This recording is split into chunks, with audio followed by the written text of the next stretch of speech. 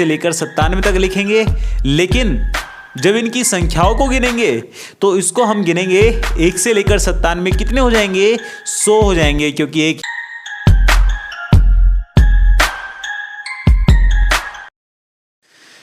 Hello मेरे प्यारे साथियों, कैसे हैं सभी। मैं हूं अरुण कुमार और आज की इस वीडियो में आप लोगों के साथ डिस्कस करने वाला हूं पॉलिटी के 12वें नंबर की क्लास के बारे में। दोस्तों, स्वागत है आप सभी का एग्ज़ाम रेल में, और इस एग्ज़ाम रेल को हम बहुत आगे लेके चलने वाले हैं अगले प्लेटफॉर्म तक।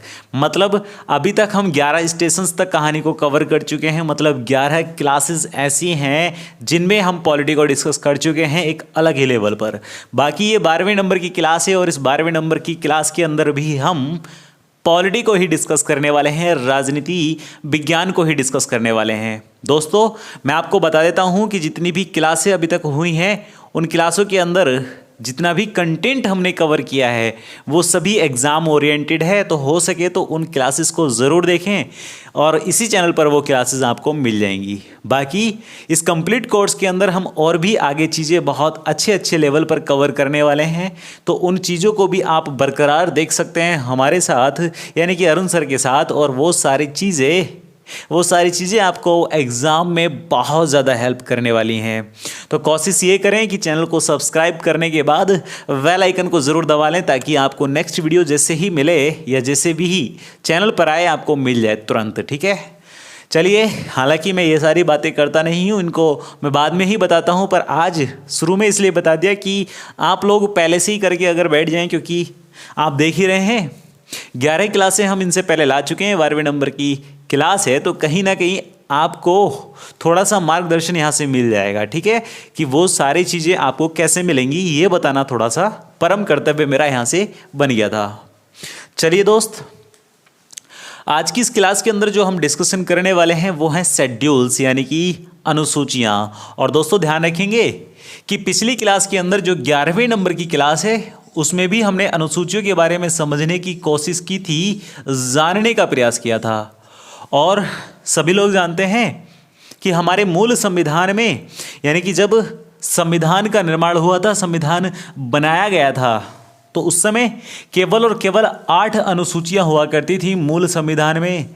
लेकिन बाद में कुछ अमेंडमेंट हुए, जैसे जैसे ज़रूरत पड़ी, कुछ आवश्यकताओं गई या आवश्यकताओं को महसूस किया गया, तो कुछ अमेंडमेंट हुए, और अमेंडमेंट होने के बाद आज की डेट में, यानी कि वर्तमान के संविधान में, हमारे भारतीय संविधान में ध्यान रखेंगे 12 अनुसूचियां हैं। ठीक है, ध्यान रहेगी ये बात। हालांकि ये सभी चीज़ें हम डिस्कस कर चुके हैं पिछली ही क्लास के अंदर, और वहाँ पर एक अलग ही लेवल पर मैंने सारी बात बताई थी कि ये 8 अनुसूचियाँ और ये 12 अनुसूचियाँ कैसे जोड़ी गई, या हम इनको 12 और इनको 8 क्यों कह रहे हैं, वो सारी बातें हमने कल की क्लास के अंदर ही डिस्कस किया था, तो वो ज़रूर आप देखें। और दोस्तों ध्यान रखें कि हमने कल की ही क्लास में अनुसूची 1 से लेकर अनुसूची 5 तक की जितनी भी कहानी थी वो समझ ली थी, या जितने भी प्रावधान, जितने भी प्रोविजंस हुए थे वो सारे जान लिए थे। और आज की इस क्लास के अंदर 12वें नंबर की क्लास में हम 5 से, यानी कि 5 से अगले, यानी कि 6 से कोशिश करेंगे कि 12 तक ये सारी की सारी सूचियां आज हम कंप्लीट कर लें, या अनुसूचियां आज हम कंप्लीट कर लें। तो आप वीडियो को लास्ट तक देखिएगा, ताकि आपको सारे शेड्यूल्स बहुत आसानी से समझ में आ जाएं, और जितने भी शेड्यूल्स हैं ये सभी आपके एग्जामिनेशंस में ज़रूर से ज़रूर पूछे जाते हैं। चलिए, हालांकि जब हम MCQs वाली एक क्लास लेकर आएंगे तो उसके तहत आप जान जाएंगे कि ये जो अनुसूचियां हैं या जितना भी हमने कंटेंट कवर कराया है वो किस प्रकार से आपका एग्जामिनर आपसे पूछेगा, या आपके एग्जामिनेशंस में आपसे वो सारी चीज़ें पूछी जाएंगी। ठीक है, चलिए दोस्तों, शुरू करते हैं एक एक बातचीत को, और आप इस चीज़ों को बहुत ध्यान से समझें, सुने, अपने कानों पर हेडफोन लगाएं और सामने नोटबुक रखें जिसमें आपको ये सारी चीज़ें नोट डाउन भी करनी है।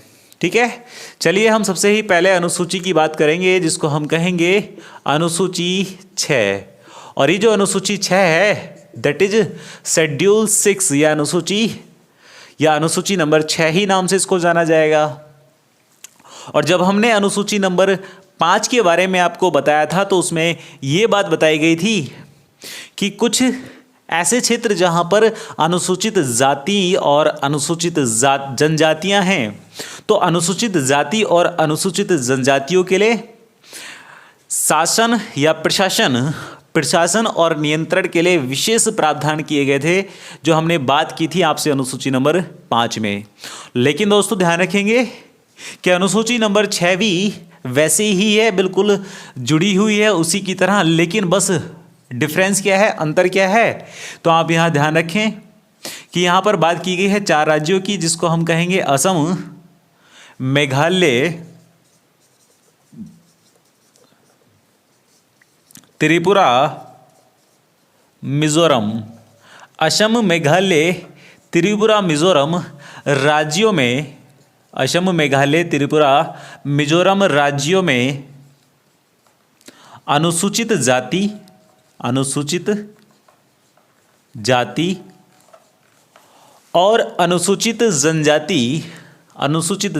और अनुसूचित जनजाति को लेकर या जनजाति के लिए विशेष प्रावधान।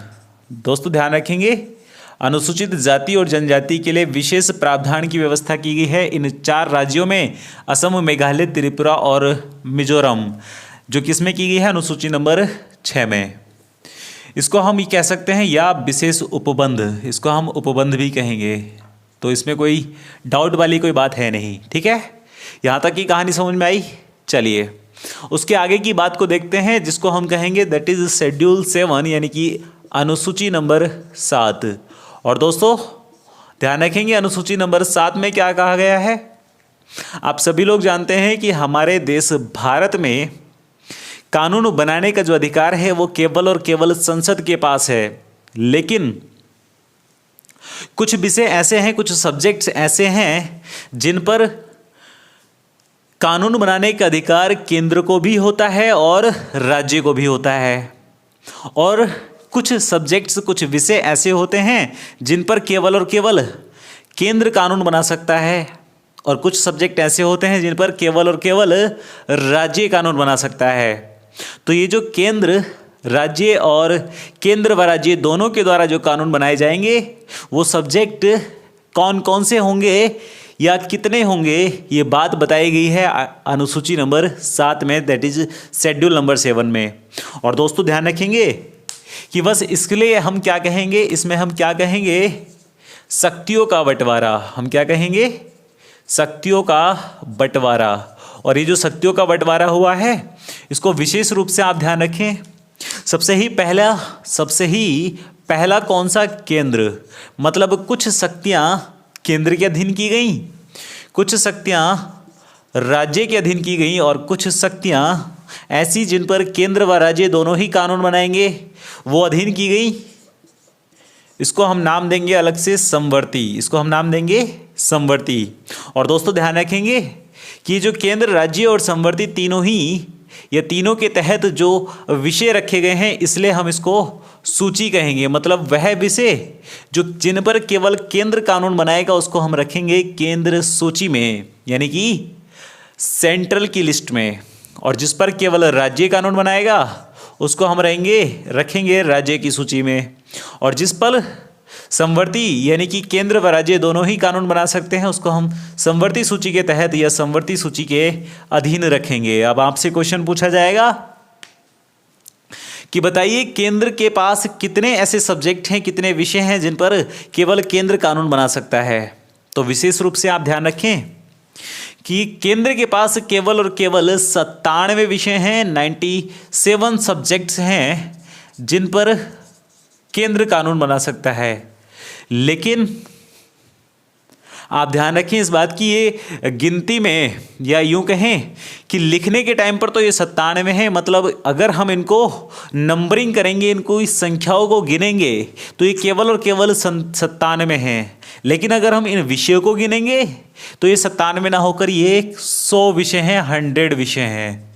अब ये इस बात को विशेष रूप से ध्यान रखें कि अगर हम संख्याओं को गिनेंगे तो संख्याएं हैं 97, और अगर हम विषयों को गिनेंगे तो विषय हैं 100, जो किसके अधीन आएंगे, केंद्र के। अब ये क्या कन्फ्यूजन है, तो आइए क्लियर कर लेते हैं, let's be clear that point. वो पॉइंट क्या रहेगा जिसको हम क्लियर करेंगे, वो ये रहेगा कि दोस्तों जैसे आप जानते हैं कि विषय अगर मैं इसको गिनूं तो मैं क्या कहूँगा, पहला विषय, उसके बाद मैं कहूँगा दूसरा विषय, उसके बाद मैं कहूँगा हाँ तीसरा विषय। नहीं, अब मैं इसको तीसरा विषय नहीं कहूँगा, अब मैं इसको कहूँगा पहले के बाद दूसरा और दूसरे के बाद दूसरे का ए। मैंने कहा दूसरे का ए, मतलब एक विषय, दूसरा विषय, दूसरे का ए विषय। तो ये कितने विषय हो गए, ये 3 विषय हो गए सर। ये कितने विषय हो गए, ये 3 विषय हो गए, लेकिन गिने कितने गए, 1 2 2। ठीक है, 1 2 2, ये गिने केवल दो में जा रहे हैं, मतलब 2 की फॉर्म में गिने जा रहे हैं, लेकिन ये एक्चुअल में 3 हैं। तो बस विशेष रूप से ध्यान रखें कि जो एडिशनल विषय है, जो अतिरिक्त विषय है, वो दूसरे के ए में रखा गया है और एक रखा गया है आपका, जिससे आपने कहा 92, जिसे आपने कहा 92 यानी कि 92। तो 92 के बाद जो अगला एडिशनल विषय है वो 92 का ए है और एक 92 का बी है। मैंने कहा एक 92 का ए है और एक 92 का बी है, मतलब यहाँ पर 3 ऐसे सब्जेक्ट्स हैं जो अलग से जोड़े गए हैं, अलग से ऐड किए गए हैं। तो वो जो 3 सब्जेक्ट हैं वो रखे गए हैं 2A में, 92 ए में, 92 बी में। और इनको इसी प्रकार से जब हम काउंट करेंगे तो 1 से लेकर 97 तक काउंट करेंगे, 1 से लेकर 97 तक लिखेंगे। लेकिन जब इनकी संख्याओं को गिनेंगे तो इसको हम गिनेंगे 1 से लेकर 97 कितने हो जाएंगे, 100 हो जाएंगे, क्योंकि एक यहाँ बढ़ा और 2 यहाँ बढ़े। बोलो क्लियर होगी सारी बात, बहुत अच्छी बात है। उसके बाद आप ध्यान रखेंगे कि राज्य सूची के तहत या राज्य सूची के अधीन कितने विषय रखे गए हैं, आपसे ये क्वेश्चन पूछा जाएगा। तो माय डियर फ्रेंड, मेरे प्यारे दोस्तों, यहाँ पर क्वेश्चन पूछा जाएगा कि राज्य सूची में कितने विषय हैं। तो आप ध्यान रखेंगे इसमें वर्तमान में 61 विषय हैं, लेकिन सन 1976 से पहले, 1976 से पहले ये विषय हुआ करते थे 66। मतलब पहले कितने हुआ करते थे, तो दोस्तों 66 हुआ करते थे। अब कितने हैं, अब 61 हैं। कब बदले या कब कम किए गए, तो ये किए गए 1976 में, 1976 में। और यहाँ से कितने कम किए गए हैं, तो केवल और केवल 5 कम किए गए हैं। तो -5, ध्यान रखें -5।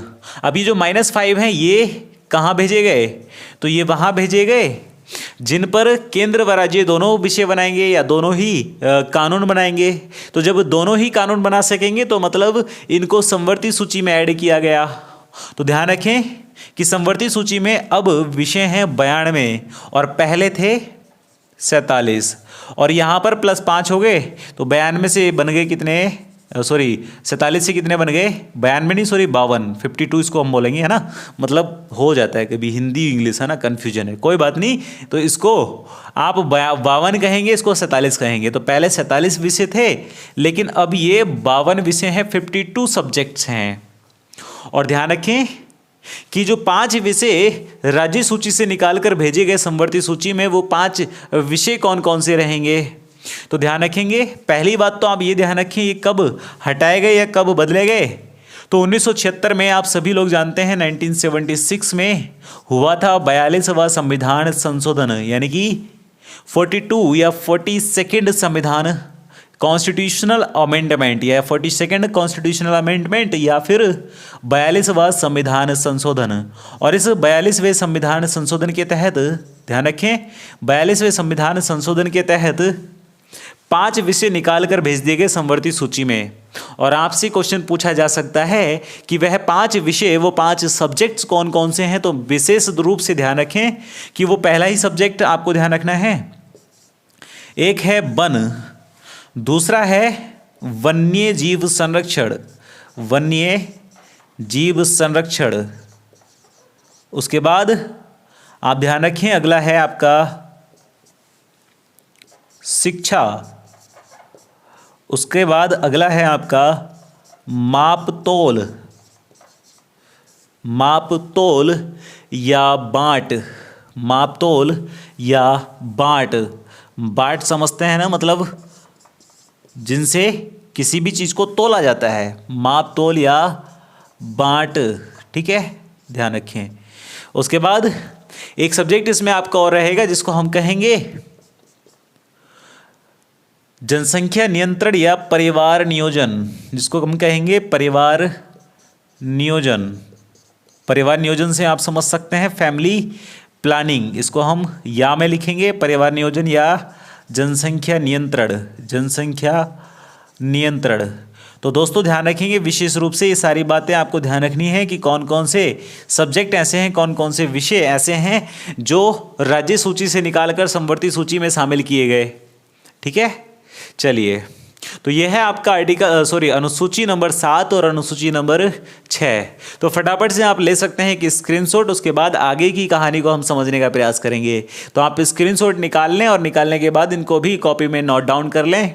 और जिन लोगों ने, जिन बच्चों ने, जिन प्यारे प्यारे स्टूडेंट्स ने अभी नोट डाउन कर लिया है, बहुत ही अच्छे हैं, बहुत ही प्यारे हैं। ठीक है, चलिए उसके बाद आगे की कहानी को समझने का प्रयास करेंगे, अगली सिचुएशन को हम समझने की ज़रूरत करेंगे। यहाँ पर आप देख सकते हैं अनुसूची 6 और अनुसूची 7 ये कंप्लीट हो चुकी है। उसके बाद हम बात करेंगे दोस्तों अनुसूची नंबर 8 के बारे में। चलिए मैं इसको रेज कर देता हूँ, इसको मिटा देता हूँ। उम्मीद है आप स्क्रीनशॉट तो ले ही चुके हैं, और नहीं लिया है तो पिछले या थोड़ा सा प्रीवियस करके इसको थोड़ा सा बैक करके फिर से स्क्रीनशॉट ले सकते हैं। और दोस्तों ध्यान रखें कि आपको सबसे ही ज़रूरी काम एक ये करना है कि इन वीडियोस को या इस वीडियो को फटाफट से शेयर कर देना है अपने दोस्तों के साथ, उन फैमिली भाई बंधुओं के साथ जो कंपटीशंस के लिए या वनडे एग्जामिनेशंस के लिए प्रिपरेशन कर रहे हैं और पॉलिटी को एक अच्छे लेवल पर, एक बेहतरीन लेवल पर बिना किसी टिकट के, बिना किसी रुपए खर्च किए ही समझने का या समझने की आवश्यकता महसूस कर रहे हैं।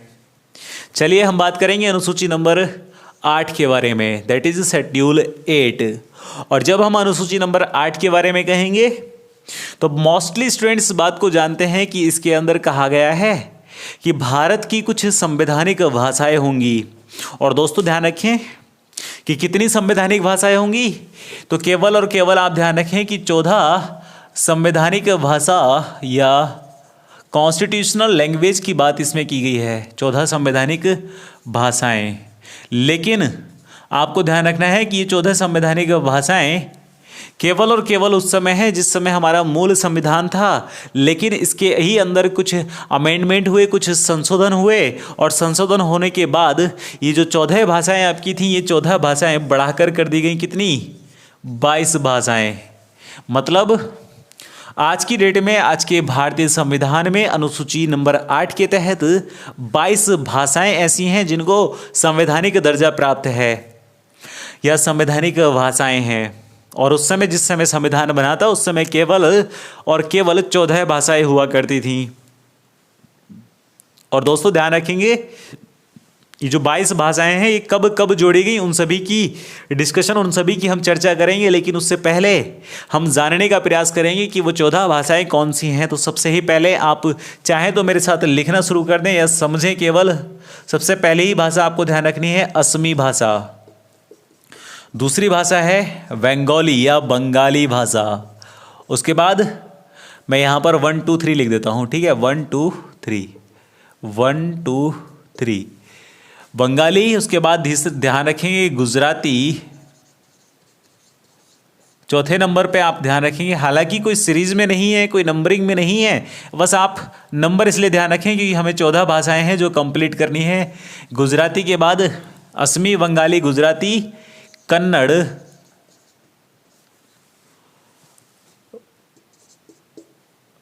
मलयालम, उसके बाद ध्यान रखेंगे उड़िया, उसके बाद ध्यान रखेंगे मराठी, उसके बाद ध्यान रखेंगे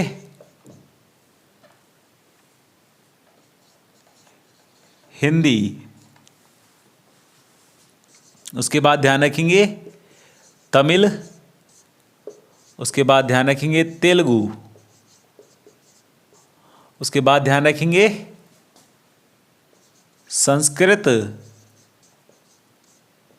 उसके बाद ध्यान रखेंगे उर्दू, और उसके बाद आपको ध्यान रखना है दोस्तों, एक कश्मीरी भाषा आएगी जो कश्मीर में बोली जाएगी, और उसके बाद एक भाषा आपको ध्यान रखनी है जिसको हम कहेंगे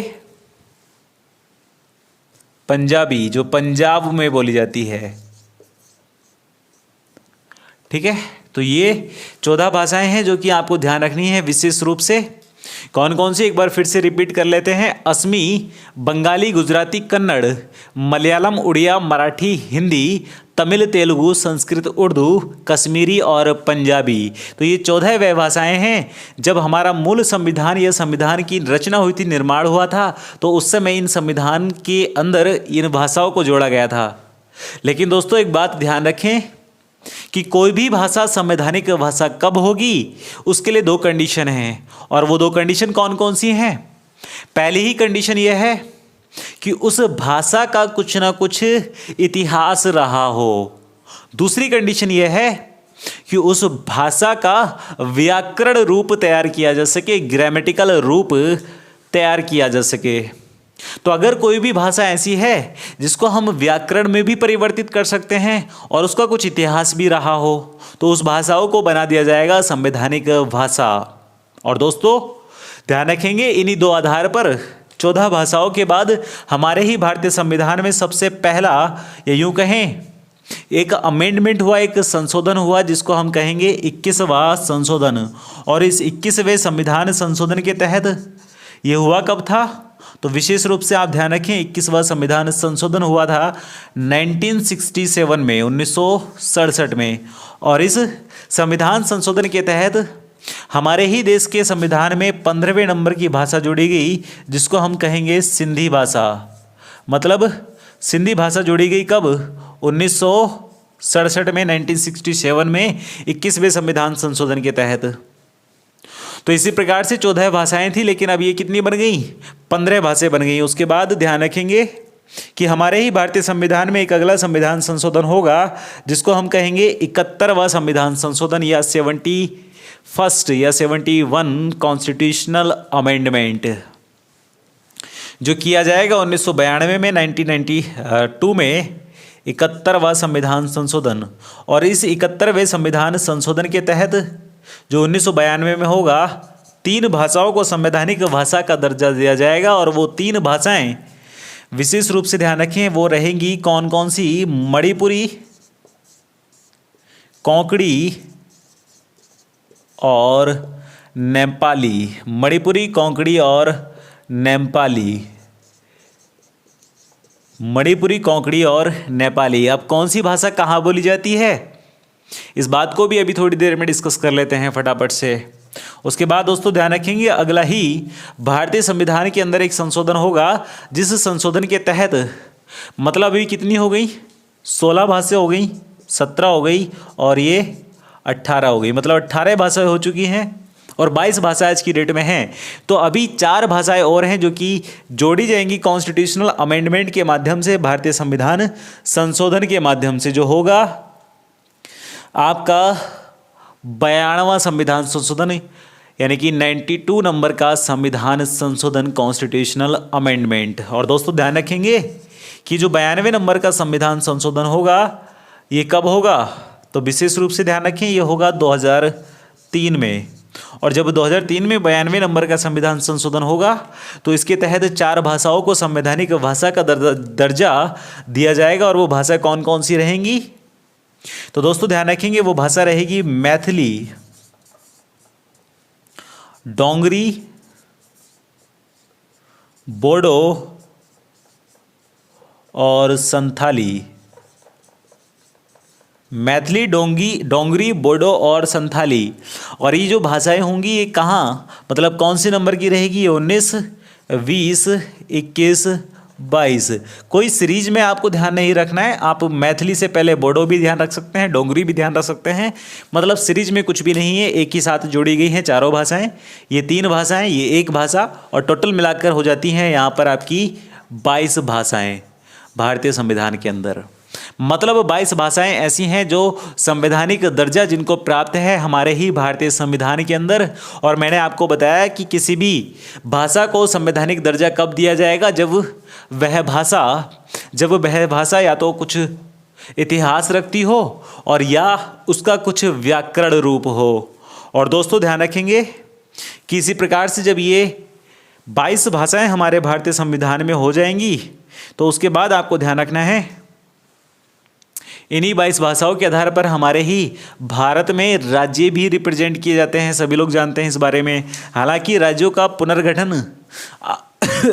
पुनर्गठन आपका तभी हो जाएगा जब 1956 से शुरुआत हो जाएगी कहानी की, यानी कि 1956 में भारत में राज्यों का पुनर्गठन होना शुरू हो जाएगा और उसके बाद राज्य जोड़े जाएंगे, केंद्र शासित प्रदेश बनाए जाएंगे। और उसी के आधार पर हम ये कहेंगे कि भाषा के आधार पर हमारे भारत में राज्यों को बनाया गया, राज्यों का पुनर्गठन किया गया। चलिए आगे की कहानी को समझने का प्रयास करेंगे, जानने की कोशिश करेंगे। तो इसका फटाफट से आप एक स्क्रीनशॉट निकाल लें जो कि आपको यूजफुल रहेगा, जो कामयाब रहेगा आपके लिए। अच्छा, कौन सी भाषा कहाँ की है वो भी एक बार समझ लेते हैं। तो जैसे कि आपने देखा यहाँ पर कन्नड़ भाषा, ये कन्नड़ भाषा कहाँ की है दोस्तों? कर्नाटका की भाषा है। असमी असम की होगी, बंगाल की बंगाली, गुजरात की गुजराती, कन्नड़ कहाँ की है? कर्नाटका की राजधानी है। मलयालम केरल की, ओडिशा की उड़िया, मराठी है महाराष्ट्र की, हिंदी आपकी उत्तर प्रदेश, तमिल। और हिंदी जो है सभी राज्यों के अंदर हिंदी भाषा का विकास होगा, ये हमें आर्टिकल मिलेगा जब राज्य के नीति निर्देशक तत्व हम पढ़ेंगे। लेकिन वो राज्य के नीति निर्देशक तत्व में आपको नहीं मिलेगा, उसके लिए आपको पढ़ना पड़ेगा अनुच्छेद 351 आर्टिकल 351। तेलुगु भाषा आपकी कहाँ की रहेगी? तमिल तमिलनाडु की, तेलुगु आंध्र प्रदेश की, संस्कृत रहेगी उत्तराखंड की, विशेष ध्यान रखें। उर्दू आपकी उत्तर प्रदेश की भी रहेगी और हिंदी भी उत्तर प्रदेश की रहेगी। कश्मीरी कश्मीर की, पंजाबी पंजाब की भाषा रहेगी। उसके बाद चलिए आगे की कहानी को समझते हैं, आगे की कहानी को जान लेते हैं। हालांकि सिंध की भाषा सिंधी रहेगी, बहुत सिंपल सी बात है। मणिपुर की मणिपुरी रहेगी। भाई नाम से भी आप देख सकते हैं, बहुत साधारण सी बात यहाँ पर है, कोई बहुत बड़ा रॉकेट साइंस इसमें छुपा हुआ नहीं है। उसके बाद आप ध्यान रखें, ये जो कोंकणी भाषा है कहाँ बोली जाती है? ये गोवा में बोली जाती है, तो विशेष ध्यान रखें, ये गोवा की भाषा रहेगी। उसके बाद मैथिली, डोंगरी, बोडो, संथाली, ये जो 4 भाषाएं हैं ये आपकी रहेगी दोस्त असम। मैथिली रहेगी बिहार की, मैथिली कहाँ की रहेगी? बिहार की। बोडो रहेगी कहाँ की? आपकी नागालैंड की, ठीक है। बोडो कहाँ की रहेगी? नागालैंड की। और असम की रहेगी। चलिए एक संथाली भाषा है, ये कहाँ की है? तो ध्यान रखें, संथाली भाषा है आपकी झारखंड की। और डोंगरी भाषा कहाँ की है? संथाली भाषा तो आपकी झारखंड की है, झारखंड की। और डोंगरी भाषा है आपकी कश्मीर की या जम्मू कश्मीर की। मैथिली कहाँ की है? ये बिहार की है, ठीक है। जम्मू कश्मीर की है डोंगरी। और हिमाचल प्रदेश में भी डोंगरी ही भाषा का प्रचलन है, डोंगरी ही भाषा बोली जाती है।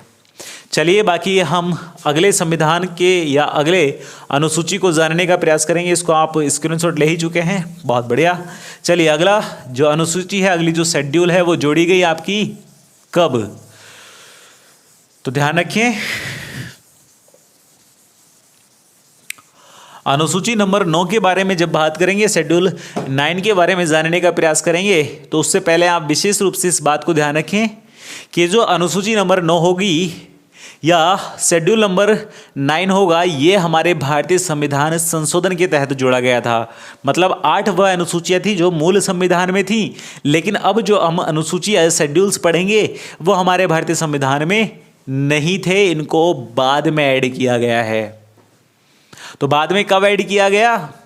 तो एक एक अनुसूची के साथ हम जानने की कोशिश करेंगे, समझने का प्रयास करेंगे। तो चलिए सबसे ही पहले आपके सामने हम जान लेते हैं अनुसूची नंबर 9 के बारे में। और दोस्तों ध्यान रखेंगे कि जो अनुसूची नंबर 9 है ये कब जोड़ेगी। तो सबसे ही पहले आप ध्यान रखें कि अनुसूची नंबर 9 भारतीय संविधान में जब पहली बार अमेंडमेंट हुआ था या पहली बार संशोधन हुआ था 1951 में, तो उसी के तहत अनुसूची नंबर 9 को ऐड किया गया। मतलब हम कहेंगे प्रथम या फर्स्ट कॉन्स्टिट्यूशनल अमेंडमेंट मैं हिंदी में लिख देता हूँ संविधान संशोधन। और ये जो संविधान संशोधन पहली बार हुआ 1951 में, उस समय थे पंडित जवाहरलाल नेहरू भारत के प्रधानमंत्री। तो उस समय अनुसूची नंबर 9 को ऐड किया गया और इसमें बताया गया या ये किससे संबंधित थी, तो इस बात को ध्यान रखें, ये संबंधित थी भूमि सुधार अधिनियम से। ये किससे संबंधित थी, तो ये भूमि सुधार अधिनियम से संबंधित थी। ध्यान रखेंगे विशेष रूप से कि अनुसूची नंबर 9 या शेड्यूल 9 किससे संबंधित थी, भूमि सुधार अधिनियम से या कानून से या एक्ट से संबंधित थी, बात एक ही है। उसके बाद फटाफट से जान लेते हैं अनुसूची नंबर 10 के बारे में, शेड्यूल नंबर 10 के बारे में। और बहुत आसानी से आप ध्यान रखें कि जो अनुसूची नंबर 10 है ये भी कॉन्स्टिट्यूशनल अमेंडमेंट के माध्यम से संविधान संशोधन के तहत ही भारतीय संविधान में जोड़ी गई, क्योंकि ये भी एक अलग से अनुसूची है। तो इसके लिए कब संविधान संशोधन हुआ था, तो ध्यान रखेंगे 1985 में संविधान संशोधन हुआ। कौन से नंबर का, तो ध्यान रखें ये हुआ था आपके 52वें नंबर का, 52 नंबर का अमेंडमेंट, यानी कि वह संविधान संशोधन जो 52 के नंबर का या 52वें नंबर का हुआ था 1985 में। राजीव गांधी थे इस समय प्रधानमंत्री। तो राजीव गांधी जिस समय प्रधानमंत्री थे उनकी अध्यक्षता में या राजीव गांधी की प्रधानमंत्रिता में अमेंडमेंट हुआ था 1985 का। पंडित जवाहरलाल नेहरू, यहाँ भी लिख लेंगे पंडित जवाहरलाल नेहरू पहले अमेंडमेंट में, 52वें में राजीव गांधी 1985 में। और इसके तहत जोड़ा गया दल बदल निषेध कानून। मतलब अगर कोई भी पार्टी का नेता किसी एक दल से दूसरे दल में जाता है तो उसके तहत या उसको इस बात से निषेध किया जाएगा, उसको रोका जाएगा कि वह ना जा पाए। मतलब एक कानून बनाया गया जिसको हमने कहा दल बदल निषेध कानून। और ये जो दल बदल निषेध कानून है ये जोड़ा गया आपके 52वें संविधान संशोधन के तहत 1985 में। उसके बाद दोस्तों ध्यान रखेंगे अगली अनुसूची है अनुसूची नंबर 11, दैट इज शेड्यूल 11। और ये जो अनुसूची नंबर 11 है ये कब जोड़ी गई, ये कब ऐड की गई भारतीय संविधान में, तो विशेष रूप से आप ध्यान रखें कि इसको जोड़ा गया था 73वें संविधान संशोधन के तहत। और ये 73वां संविधान संशोधन कब हुआ था, तो ध्यान रखेंगे दोस्तों ये हुआ था 1992 में, 1992 में, 1992 में संविधान संशोधन हुआ जिसको हमने कहा 73वां संविधान संशोधन। और दोस्तों अभी हमने थोड़ी देर पहले आपके सामने बात बताई थी कि भारतीय संविधान में नेपाली, कोंकणी और मणिपुरी भाषा भी जोड़ी गई थी 1992 में, लेकिन वो अमेंडमेंट था, वो संशोधन था 71वां। तो ध्यान रखेंगे 71वां, 72वां और 73वां, मतलब 3 संविधान संशोधन। ये तीनों ही संविधान संशोधन 1992 में हुए थे, लगातार हुए थे। तो इस बात को आप ध्यान रखें कि 1992 में 73वां संविधान संशोधन हुआ जिसको जोड़ा गया या जिसमें क्या जोड़ा गया, तो इस बात को ध्यान रखें। इसमें कहा गया, इसमें पंचायती राज को दर्जा दिया गया किसका, संविधान का, या पंचायती राज को संवैधानिक दर्जा दिया गया। इसमें पंचायती राज को संवैधानिक दर्जा दिया गया। दीपक राज, आप ध्यान रखें, दीपक राज जो रेगुलर स्टूडेंट हैं हमारे, अरविंद कुमार जो रेगुलर स्टूडेंट हैं, दीपांशु कश्यप जो रेगुलर स्टूडेंट हैं, साथ ही जितने भी हमारे रेगुलर स्टूडेंट हैं वो सभी लोग ध्यान रखें कि बहुत जल्दी हम MCQ वाला वीडियो लेकर आने वाले हैं। और उस वीडियो में जितने भी क्वेश्चंस हम कराएंगे उनको आपको अटेम्प्ट करना है हमारे साथ। चलिए, तो यहाँ पर पंचायती राज को दर्जा दिया गया संविधान का या संवैधानिक दर्जा दिया गया 73वें संविधान संशोधन के तहत। और ध्यान रखें ये कब दिया गया था, तो 1992 में। और ध्यान रखेंगे 1992 में भारत के प्रधानमंत्री या भारत के प्राइम मिनिस्टर कौन थे, तो ये थे PV नरसिम्हा राव, PV नरसिम्हा राव। और दोस्तों ध्यान रखेंगे कि एक अगली अनुसूची जोड़ी गई 1992 में, और ये जो 1993 में, ये जो 1993 में जोड़ी गई इसको हम कहेंगे अनुसूची नंबर 12, जिसको हम कहेंगे शेड्यूल 12। तो टोटल 12 अनुसूचियाँ हो जाएंगी और ये 12वीं अनुसूची जोड़ी गई कब? 1993 में। और 93 में हुआ 74वां संविधान संशोधन। और ध्यान रखें, मैंने आपको अभी बताया कि 71, 72 और 73 तीन संविधान संशोधन तो आपके 1992 में हुए थे, लेकिन 74वां संविधान संशोधन 1993 में हुआ था। ध्यान रखेंगे विशेष रूप से। और जाहिर सी बात है कि 1992 में पीवी नरसिम्हा राव प्रधानमंत्री हैं, तो 1993 में भी पीवी नरसिम्हा राव ही प्रधानमंत्री थे। तो इन्हीं की प्रधानमंत्रिता में या इन्हीं के प्राइम मिनिस्टरशिप में जोड़ी गई अनुसूची नंबर 12। और ये जो अनुसूची नंबर 12 जोड़ी गई, इसके तहत क्या कहा गया? तो इसके तहत ध्यान रखें, इसमें दिया गया नगरपालिका को संवैधानिक दर्जा। इसमें दिया गया नगरपालिका को संवैधानिक दर्जा। और यहाँ पर आप ध्यान रखेंगे कि पंचायती राज को संवैधानिक दर्जा तो अनुसूची 11 में दिया गया, लेकिन नगरपालिका को दिया गया अनुसूची 12 में। और एक बात और ध्यान रखें कि नगरपालिका को जब संवैधानिक दर्जा दिया गया तो इसके तहत विषय जोड़े गए या विषय ऐड किए गए। तो वो कितने थे? 18 विषय। मतलब 18 विषय इस नगरपालिका के संवैधानिक दर्जे में ऐड किए गए, जोड़े गए, जो कि 1993 में आपके संविधान में जोड़े गए थे 74वें संविधान संशोधन के तहत। तो दोस्तों ये थी अनुसूची 12 और 9, 10, 11, 12 ये 4 वह अनुसूचियाँ थी, 4 वो शेड्यूल्स थे जो आपके भारतीय मूल संविधान में तो नहीं थे, लेकिन वर्तमान में जो संविधान है उसमें अवेलेबल हैं। और 8वीं अनुसूची की बाकी की 8 भाषाएं जो कि बाद में जोड़ेगी, कौन कौन सी? सिंधी, कोंकणी, मणिपुरी, नेपाली, बोडो, डोंगरी, आपकी मैथिली और संथाली। तो वो जो भाषाएं हैं, जो 22 यानी कि प्लस 8 भाषाएं हैं, वो भी आपकी कॉन्स्टिट्यूएंट अमेंडमेंट के माध्यम से जोड़ी गई हैं, संविधान संशोधन के माध्यम से जोड़ी गई हैं। और हालांकि केवल और केवल 14 भाषाएं ही थी जब मूल संविधान था। और आपने देखा कि अनुसूची 7 में हमने कहा था आप लोगों के साथ कि 3 प्रकार से या 3 तरीके से हमने सब्जेक्ट्स को डिवाइड किया हुआ है, बांटा हुआ है, या शक्तियों का बंटवारा किया हुआ है, केंद्र में, राज्य में और संवर्ती में। संवर्ती मतलब वह जिस पर केंद्र व राज्य दोनों ही क्या बनाएंगे? कानून बनाएंगे। तो बोलो बेटा, यहाँ तक की कहानी समझ में आई आप लोगों को? अनुसूची नंबर 6 में हमने जाना था किसके बारे में? असम, मेघालय, त्रिपुरा और मिजोरम 4 राज्यों में अनुसूचित जाति और जनजाति के लिए विशेष प्रावधान के बारे में। तो ये जो आप लोगों ने सभी अनुसूचियों या सभी शेड्यूल्स के बारे में समझा है या जानने का प्रयास किया है, ये आपके एग्जामिनेशंस के लिए बहुत ही ज़्यादा यूजफुल है। तो आप इसको बिल्कुल भी मिस ना करें, बिल्कुल भी अपने दिमाग से स्लिप ना करें, इनको ध्यान रखें, क्योंकि ये सभी वनडे एग्जामिनेशंस में आपसे पूछी जाने वाली चीज़ें हैं। दोस्तों ये वीडियो आपको कैसा लगा ये ज़रूर कमेंट बॉक्स में हमें बताएं, और इस चैनल पर आप नए हैं तो सब्सक्राइब करें पॉलिटी के कंप्लीट बैच को जानने के लिए। और मैं अरुण कुमार, आज की इस सफ़र को हम यहीं पर या यहीं तक ख़त्म करना चाहेंगे, और बाकी की जो बातें हैं वो हम अगली क्लास में करेंगे, नेक्स्ट वीडियो में करेंगे।